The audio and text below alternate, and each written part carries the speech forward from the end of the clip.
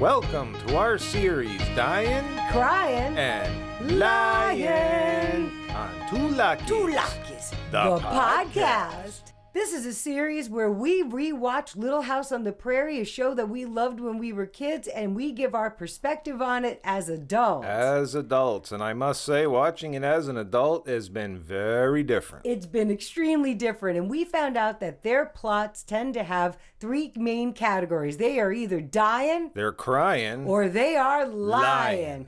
And we figured out that they have 2 out of the 3 categories every episode. So if you want to know what it's like to sit in the car with us and have us tell you a story with categories, you're about to find out. So buckle up. Here we go. For Two Luckies, the podcast presents Dyin, Cryin, and Lyin. Lyin. Season 2, Episode 16, The Runaway Caboose. We start off with Carl, Mary, and Laura sitting around the tree, and they're reading a book that says railroads. And after they get done reading this, they're talking about how Mary actually got to ride on a real train all the way to Minneapolis, and it even had an outhouse, and it seemed like she was pretty embarrassed by that. But Carl's sitting there saying, boy, he really wished that he could go ride on one or at least see one. And then they show them walking to school, and they're concocting this whole plan of Lyin, because they know that their pa's would say no if they asked to go with them, because they're supposed to be going on a trip. I think it was in a week or so. Yeah, Mr. Edwards is supposed to be going with Pa to Right. Springfield, I think it was. Right, to Springfield. So they're concocting ways on how they can ask them, and since they're already studying railroads in school anyway, that they'll be able to go, and it'll just be like extra credit. Yay! It's just funny.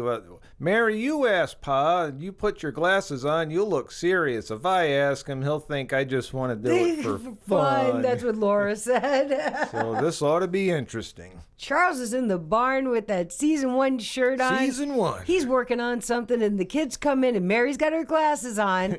So the 3 of them come in there, and they start going through their plan. And Mary asks, and they do that thing where, you always say to Pa, they always Throwing say, his words right you back always at him. say that, getting to experience something is the best teacher and all this other stuff.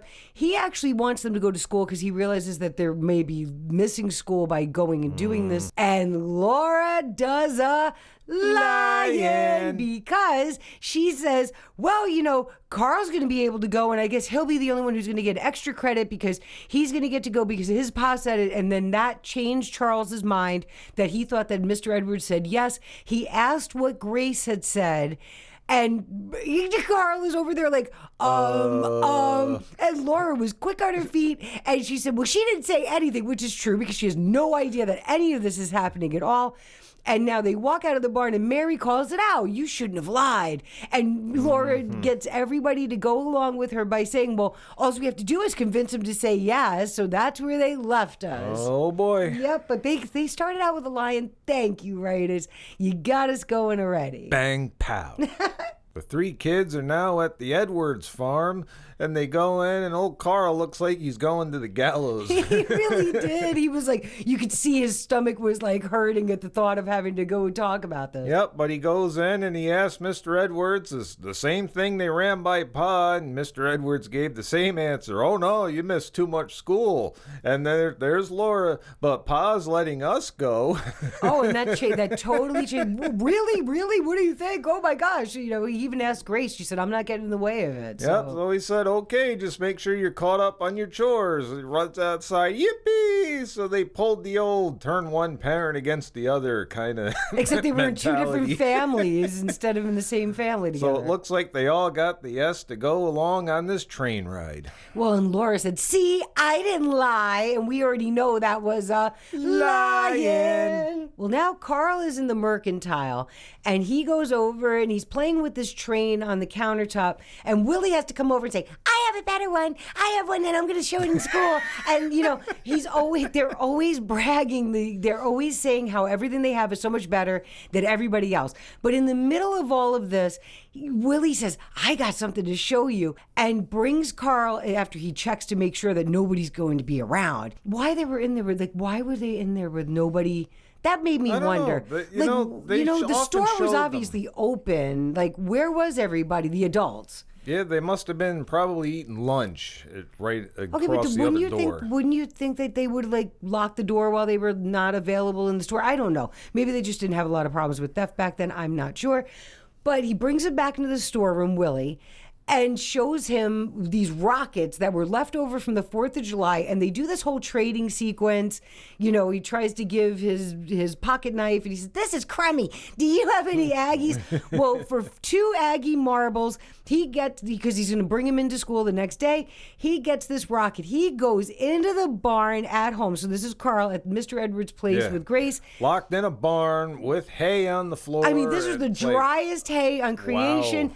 And it did this. He lights it up. He's like over on top of it without any notion of safety.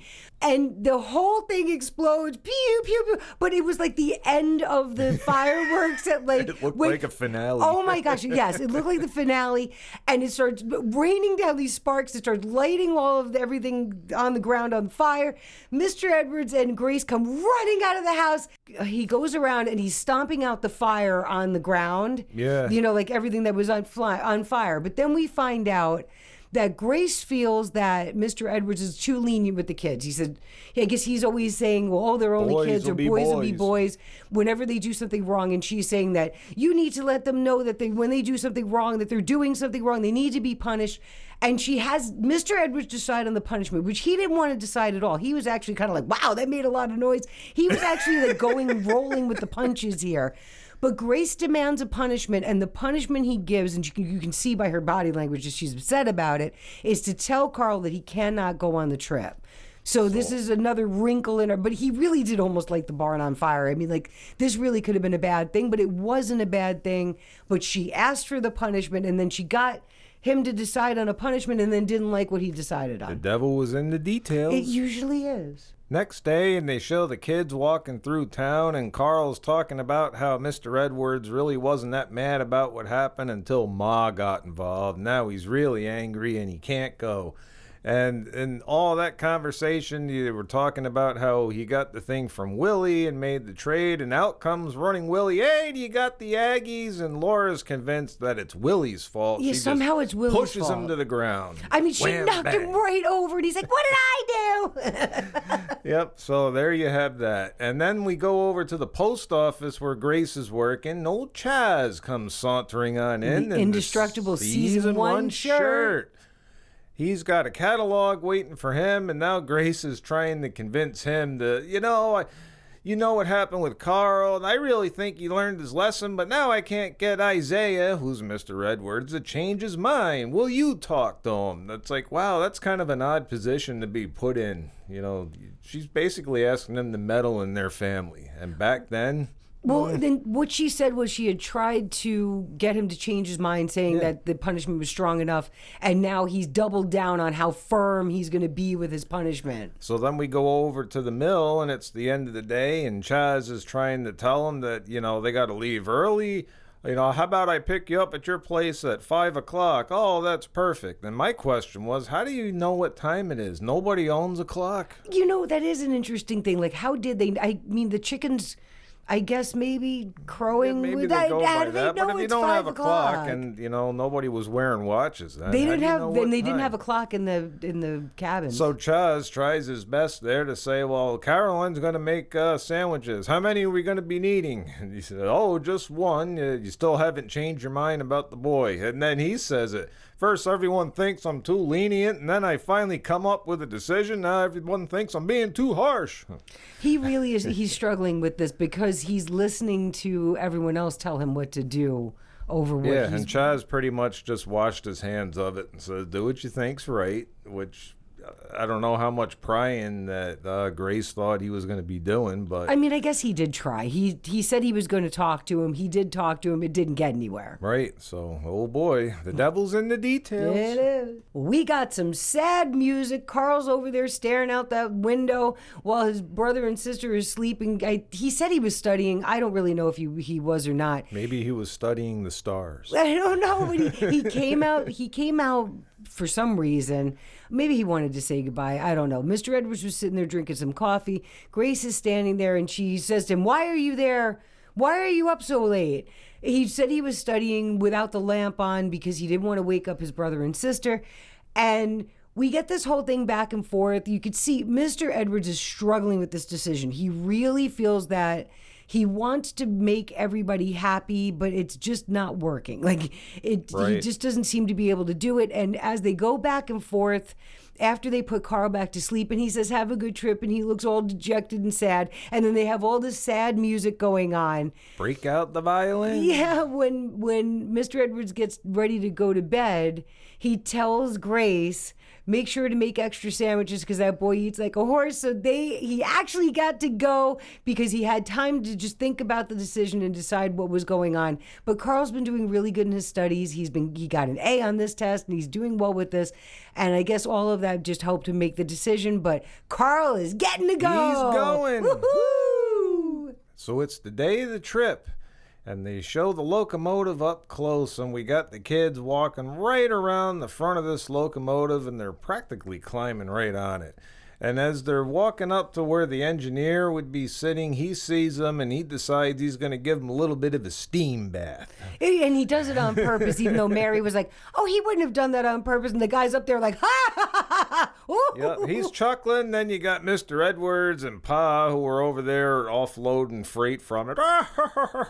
Yeah, so we found out they were just going to do this trip to pick up stuff from the train and then come back. Right, so the kids decide they're just going to keep walking around the train, and then they get back and Carl says, "Oh, look, that's the caboose." And what's the first thing he do is walk up and grab the lever and start jiggling it. Well, that he was like up and down, up and down, up and down with it. That lever is the release lever. Yeah, so yes. They climb aboard the caboose. The girls are kind of telling them all, "We shouldn't be up here. We shouldn't be doing this." And he is touching everything in this train. As they're going through it, you see what happens. They're actually parked on an incline. The caboose separates, and away they go. And that's where we get the Runaway Caboose. It took them a long time to realize that how did they not realize that they were moving? They were like trucking by the time they realized it. So by the time they realize that they're moving, they are trucking along. And then they show it must have been a switchman who was down by the tracks. Yeah, this guy's just running like after this thing, like after it passes by at what looks like 30 miles an hour. It was going fast, yeah. They realize they got a situation on their hands. And just thinking about the whole thing. If Mr. Edwards had actually stuck to his guns and left Carl at home, that never would have happened.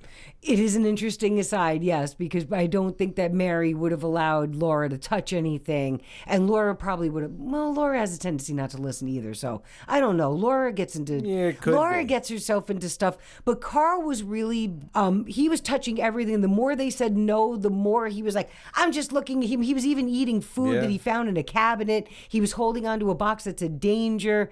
But he was just, I guess, happy to be looking around and figured there was no adults around. But it is very different than now.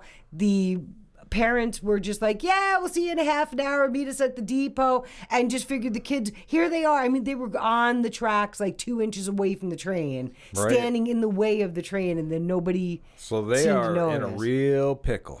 Yes, and this guy that saw them on the side of the tracks is running as fast as he can back to the train station. It's kind of interesting because Mr. Edwards is over there bragging about his kids because these kids are adopted. They have 3 kids now. Mr. Edwards these were with the Grace. Sanderson children. He's with the Sanderson children, and that's another episode where their mom passes away. And they end up adopting the children. So he didn't get to brag about his kids all these years while he was listening to Charles talk about them. So he's in there bragging and just sitting there and said he couldn't help work because, these stories have gestures in them. And just as they're doing that, while Charles is trying to get him to help, because Charles was actually working the whole time, the guy that was running comes by.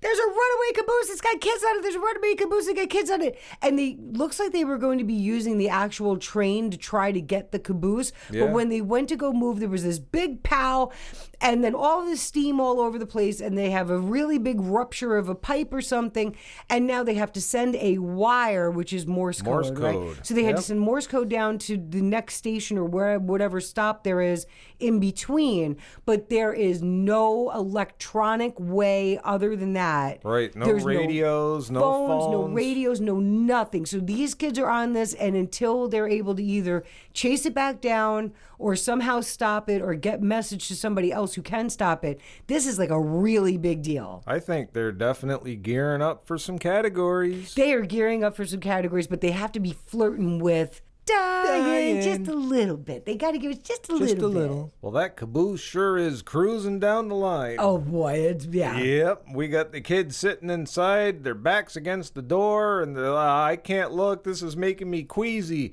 And then they show where there was like a crossing, and that was a weird crossing because it was almost looked like a straight downhill right to where it met the tracks. And here comes a carriage with a couple of horses pulling just as the caboose goes by, and they somehow it missed the caboose but threw the rider right off of it, and then they were off and running on their own. But boy, that could have been a potential Dyin, but it wasn't. Well, and the whole wagon tipped and dumped this person out right next to it. That was actually a really dangerous stunt. Yeah, so I mean, he looked like he was under the wheels of the caboose as it went by. So now they see that the caboose is kind of starting to slow down a little bit, and they're trying to all convince Mary to jump off. Yeah, they're like, you gotta jump, Mary. She's like, I can't. And meanwhile, the view they're showing with this, they're trucking along. It's like, what was she supposed to do? Jump into a pile of rocks? Like 25 miles an hour? Like, yeah. They were trying to make a category for us. Yeah, but she was like, I can't. And then Laura's like, I can jump before you. It's like, what are you talking about? You're going way too fast. Yeah, so this is turning into a real humdinger. Well, Charles is in a very tense situation. He's sitting there while they're trying to do the Morse code to contact Tower Junction, which is where the caboose is probably going to be going through. We are informed that it is downhill country almost the entire way, but even the little flat section would be going way too quickly to jump off. And that there's some kind of special train with all the brass and all the important people on it that's going to be leaving Sleepy Eye? Sleepy Eye. That's going to be leaving Sleepy Eye. Charles is trying to get them, he's asking all kinds of questions. He's trying to get them to come up with some kind of a solution that's going to work. But in 21 minutes, that train is going to be leaving Sleepy Eye, and it is going to be traveling on the same tracks that this caboose is going on. And they don't know anything about it because the guy that they're trying to get in touch with at Tower Junction is outside whistling and doing his laundry in a bucket with some soap, and he is not hearing any of this Morse code that's coming into him. He's definitely not manning the tower. Oh no, sure. he's not. So he's out there, he's whistling, he's having a grand old time because he's thinking that there's not anything supposed to be going on. Everything, he should be having a time where there's nothing to do, but he's not available for an emergency because he's doing his laundry. But out of all of this now, Charles decides that he is going to ride his horse as fast as he can to Sleepy Eye because he's going to stop that Sleepy Eye train. And how he thinks he's going to do that, I don't know. But they show him racing off towards the trees. Giddy up, hey-ya. It's 3 or 4 miles of rough country. It's all standing up out there. So he's going to ride this horse until he can ride no more, and he's on a mission. Ooh. They show us the caboose again, and there's a wheel on the front of it, this big yellow wheel. And Mary gets the idea that, maybe it's a brake of some kind. Wagons have brakes. Maybe this is a brake. And they go out there trying to turn this wheel to see, and it probably is the brake, but they're not really turning in the same. I actually think they're both turning like towards each other. It looks like they're fighting each other instead of trying to turn it in the same direction. They're not exactly turning in the same direction. They're kind of going against each other, but either way, it doesn't matter.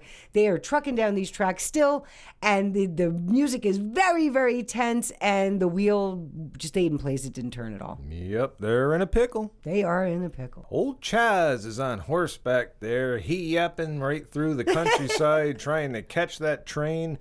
And all the while, they're going back and forth between showing Tower Junction. The guy's out there hanging up his laundry. Then he drops a piece, and he's dag nabbit. And But then when he spilled out that water was more dirt than water. I mean, ugh. They can't get a hold of anybody, and Sleepy Eye's not picking up either. And we found out they're not picking up because they're all standing outside listening to the president of the railroad give his speech about how great they are. And then you got the engineer over there wanting to leave 4 minutes early because they got to tackle those hills. And if they want to be on time, I'm going to need that 4 minutes. And I will say the railroad was all about time, come heck or high water. But It's true, though. so they are in a pickle, and it looks like the special is just getting ready to pull out a Sleepy Eye. And oh boy, and then the whole time this is happening, that caboose is just picking up more speed. And they're getting very, very upset. They've tried different things. They've gone up to the upper,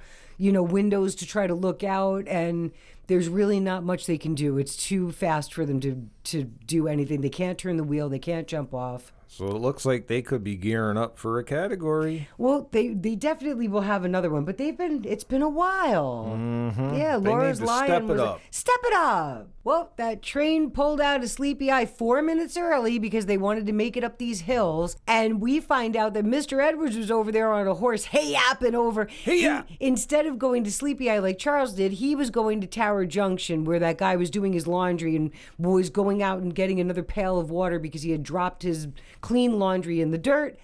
And he gets off and he's looking around. He gets off this horse. He's looking around. And he finally sees the guy. And he's like, hurry up, hurry up. The two of them were going so slow. Hurry up, hurry up, hurry up. Because the switch had a lock on it. The switch had a lock on it to be able to put this onto a siding that would have gone uphill and slowed it down.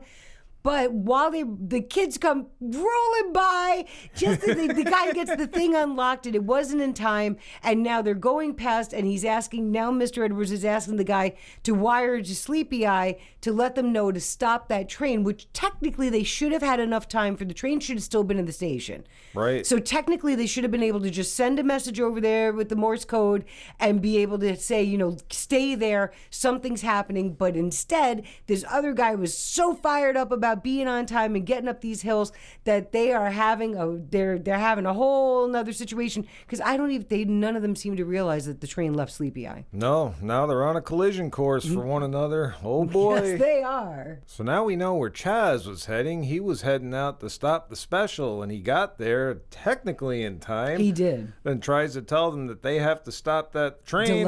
There's a caboose running away, and no, the special already left. What do you mean? Well, they left early, and we know the whole story.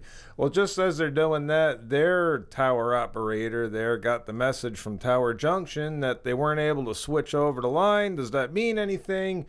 And then the guy at the station's trying to show him on a map approximately where they'd be, and maybe you might be able to catch him with a fresh horse. He asks where the livery is. It's right around the corner. So Chaz goes outside, and instead of going to the livery, sees a guy riding up on a horse, rips him right off of it, hops on, and takes off. Hey-ya! I mean, this poor horse, he turned him around, but I mean, he pulled this guy right off into the dirt, so it was a horse jacking. It was a horse jacking, all right. We had an extra category we didn't know about. He just stole that horse. He sure did. Well, Charles has got that stolen horse going like 40 miles an hour over there. Bonanza. He comes up alongside the train after going over some rocky country. He matches the speed of the train, but there's a fence, and then finds a way finally to go back down, and he matches up with the caboose on this other train that's going to kill the kids over here because that's what they're going for. He gets on there and he goes running through from car to car to car while the conductor was chasing after him like, hey, wait a minute, what are you doing? I mean, this was like a thing. He went up on top of some of the cars and climbing over and ducking under ropes. He was traveling. He really was. But the interesting thing about this is because of the lack of communication, this is like what we had when we were kids. When we left home, just like this train leaving the station, there was no way to communicate with you unless somebody knew which way you were going. Maybe they could try to follow you or something like that, but there was no way to communicate with you until you got to your destination. You were on your own. You really were. So when he gets into the engine of the train, they're thinking that, this guy is somebody who's going to rob us. They get this whole big fight, and then Charles is trying to stop the train himself. And I was thinking to myself while he's pulling on these levers and all this other stuff, like, how does he know how to do They're that? not labeled or anything. There's like all these different things and gears. Like you could end up blowing, because this is a steam train with a big boiler. You could end up blowing this thing up. He's pulling on levers and pushing on levers and all kinds of other stuff. And finally they see the caboose actually coming. They are able to slow down the train, and now they're trying to put it in reverse so they can match the speed of it so they don't have this big collision. And the kids come out and realize, like, oh my gosh, there's the train. And now they're trying the wheel again. Why they haven't been trying the wheel the whole time? They're afraid. Well, but they decide to try the wheel again, and it is starting to somewhat move, but Making a squeaking sound. Oh my gosh. But this is like, they are on a very much collision course here. And we're going to see what happens. They better be on a collision course with a category. Yeah, could you give us we need a category. We're needing a category. So all of the action and all of this back and forth is finally building up to a big finish. Chaz figures out that he can go out on the front of the locomotive, but don't block the engineer that has to tell the kids to get back inside of the caboose because they are going to make contact and they don't want him to get thrown off. So he climbs out in front of this engine and he's standing there yelling between the engineer blowing the whistle and all of this noise. They can't hear what he's saying. And they're still pulling on this handle. Right. Get back inside. We're going to hit. They finally figure out what it is he's trying to say. Because they were really close. And at the first impact, the caboose just kind of banged off the front of it and pulled away a little bit. Then the second time it hits, the couplers actually caught each other, they locked, and they were able to bring the train to a halt. And when Chaz jumps into the caboose, we finally had a Cryin. They're crying the tears of joy because everybody's happy and everybody's okay. And we also learned, too, that Mr. Edwards didn't just hang out at Tower Junction. He must have been riding after that caboose on the horse because shortly after they stopped, he comes in the other door. Shortly after, it was like 3 seconds. 3 seconds after they got it, all of a sudden he comes in the back door of the caboose like, what's going on? And Carl looks over at him like, oh my gosh, am I really in trouble? But he was understanding. Carl actually owned up and said, I guess I pushed and pulled on some things I shouldn't have. Well, and the president of the railroad. I still say the president of the railroad was in the caboose of the train. How he knew what was going on. Nobody else came into the engine of the train. They must have seen it on the track or something because it was kind of a Well, windy. they kind of showed him looking out the window, and I guess at that point, it wasn't a very long train. There were like 4 cars plus the tender and the engine. Well, that's why they were able to stop, because a really long train takes for a really long time to stop. But the president of the railroad comes and talks to them and says, oh, wow, you kids had a really, big ride, and asks them if they want to ride in the caboose. And Carl's like, only if it's attached to the engine. They all laugh. And all's right with the world, and everything was saved. And it really does come down to like lack of ability to communicate, right? This Pretty entire much. episode was them trying to communicate and people not being available. The guy that was doing the laundry, the guy that was standing outside listening to his speech when he was supposed to be in front listening, he was supposed to be in front of his equipment listening for a message. All of them were just thinking, there's nothing to do here, but there was something to do. That they were. I guess this episode kind of just summed up the reason we have all these rules today. I mean, yeah, I guess so.